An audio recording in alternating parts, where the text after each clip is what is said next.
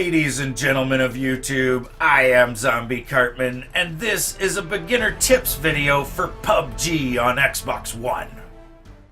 Now, the first tip that I have for you for Pubg on Xbox One is to do with the menus and getting into a match.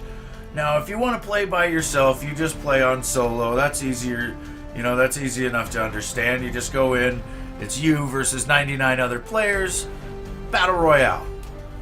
If you want to play on duos, you need to invite a teammate, and then the two of you go against the other 98 players who are also in two-man teams. And at the end of the match, the two of you, if you're still alive, will win as a team. You don't have to kill each other or anything like that. Like I thought originally, I thought if we went in as duos, we would have to kill each other at the end if we were both alive. That's not the case. Same with squads. You can go in as a four-man team.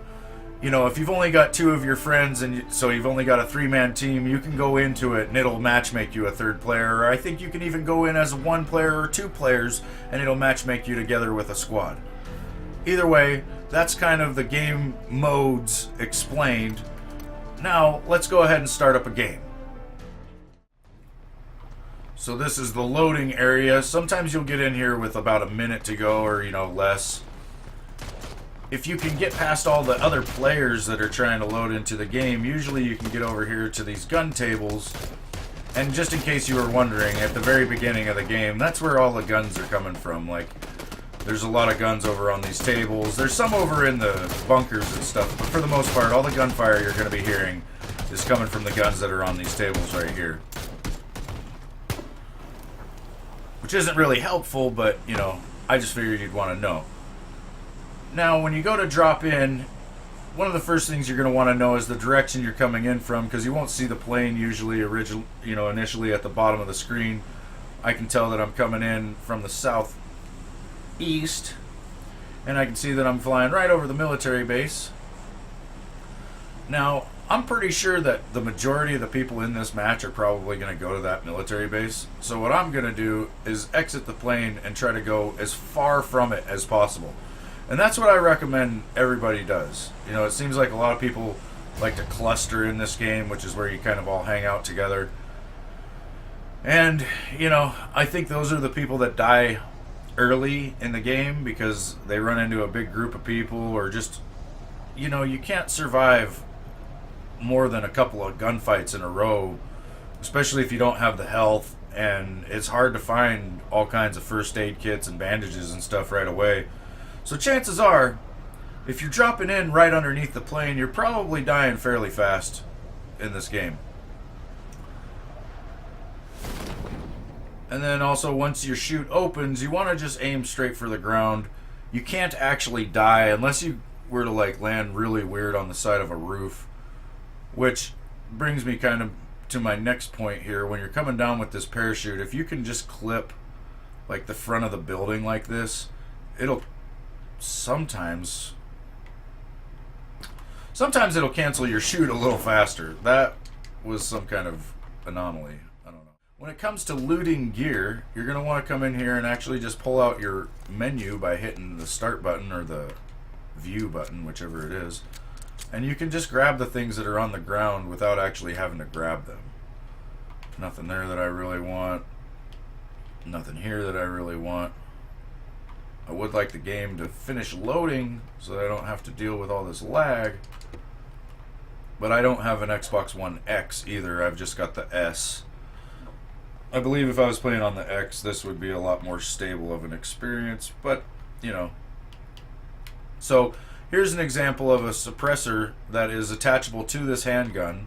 And if you actually look down at the suppressor, you'll see your handgun highlight underneath it. If you look at the shotgun choke, I don't have a shotgun, so that's not going to pop up. But that suppressor is popping up. If I were to hit X, I would just I would pick it up and put it in my inventory, which would mean that I would have to then hit this view button to put it onto the weapon. But since it's right here, all you have to do is double tap A and you'll equip it to the weapon without actually having to go into your menu, which I know it looks like I did, but all I did.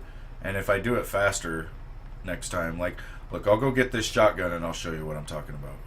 Because I'm pretty sure this shotgun Yeah, so I'll grab the shotty. Now when I come up here and look at this shotgun choke, it's going to have a shotgun underneath it. And then all I got to do is hit A, or hit start, go down here, double tap A, and now that shotgun choke is applied to that shotgun. And I haven't even put that shotgun in my hands yet. That can be very helpful when you're trying to pick up attachments for your weapons and stuff, because one, they don't go into your inventory space, so you don't have to worry about the stacked up inventory space. But then the attachment is just applied right away. You know, there's a lot of times where you might pick up a suppressor for a pistol and you might want to have it on there right away, but you don't know to do that, so you're picking it up and then going into your menu and stuff like that, and that can end up getting you killed. Just like this motherfucker right here is going to get me killed.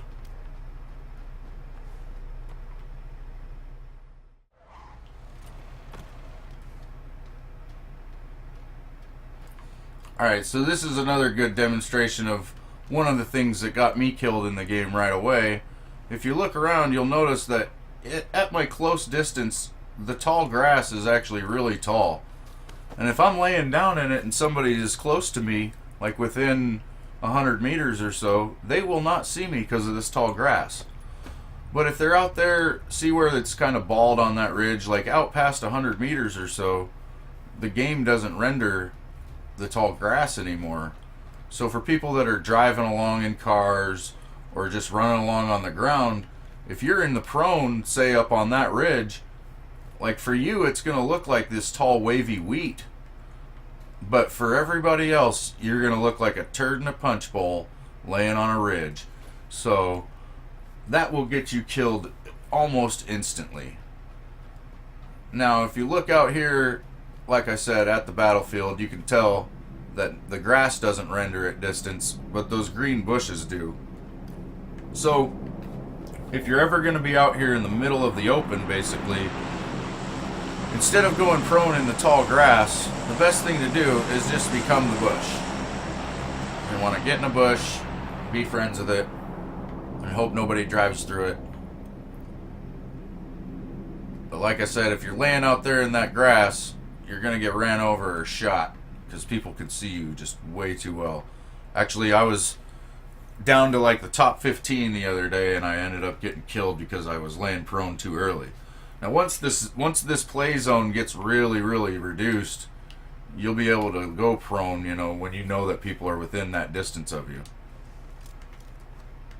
This guy going for my car.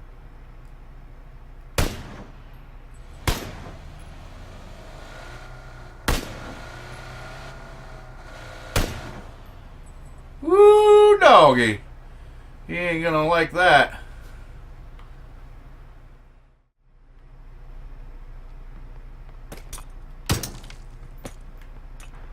Just throwing fucking grenades, folks.